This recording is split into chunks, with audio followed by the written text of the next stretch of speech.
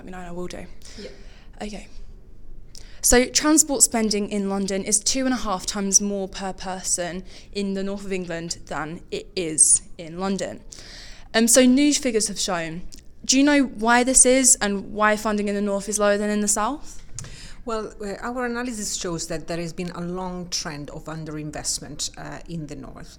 The main reason for this is that decisions about how investment in transport is allocated are made in Whitehall. And that means that as a result of that, basically there are parts of the country, like the northwest and the north as a whole, that are missing out because decisions about transport investment are made far away, so by leaders and politicians who actually do not understand or do not have a clear understanding of the actual issues on the ground.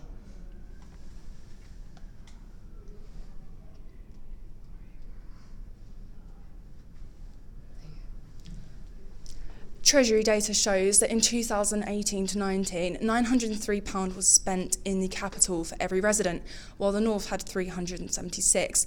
Do you think the north is neglected, and why do you think that is?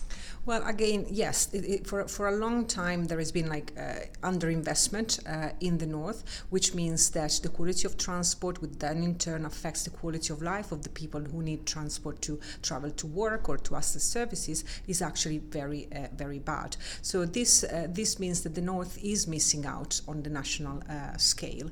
And again, that shows that there is a need for decisions to be shifted so that the north can actually make decisions directly for how transport investment is allocated in the region. So the government said that its spending decisions were rigorous and fair, and so the figures do not include money for future projects like HS2. What do you think? Do you think the induction of HS2 will make a difference? Do you think it'll improve the way the north runs? Well, at the moment we know that there are doubts about whether or not HS2 is going to be developed. In our research, we've made recommendations in this sense. We believe that HS2 is actually very important, but what we have recommended is that actually HS2, any planning for HS2 should actually start from the north itself, so that then we have the infrastructure that is needed in the north, not just for HS2, but this can also provide a basis for improving infrastructure for transport across the north as well.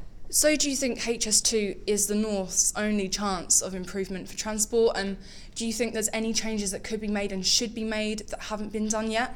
Well, HS2 is very important, but it's not the only project that needs to be delivered in the north.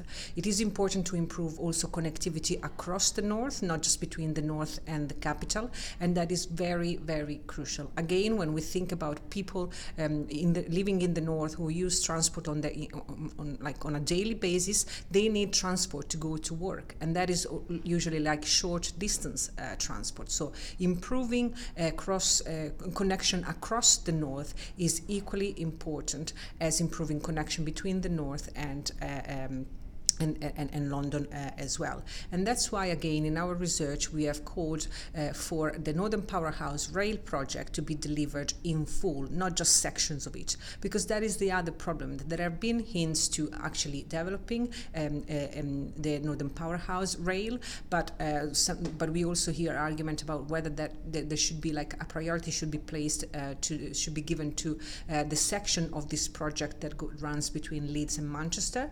That again would be a step in the right direction, but not enough. If we want to see real improvement, we need to see the Northern Powerhouse Rail project delivered in full. Okay, I'm happy with that. Brilliant.